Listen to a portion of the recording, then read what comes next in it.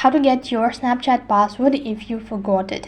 Hi everyone, welcome back to our channel.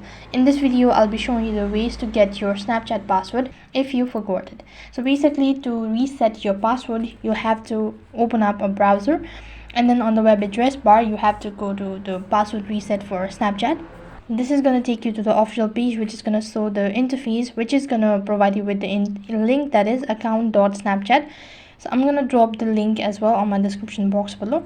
So here, in order to reset your password, you have to type in the email address associated with your Snapchat account and click the submit button. Now a confirmation or a link or a password reset link will be sent to an email, which you have to open it up and tap on the link.